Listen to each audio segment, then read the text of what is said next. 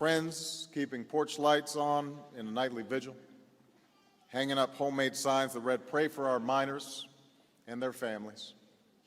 Neighbors consoling each other and supporting each other, leaning on one another. But amid all the images of this week, I also think of the Libyans who took to the streets with homemade signs expressing their gratitude to an American who believed in what we could achieve together.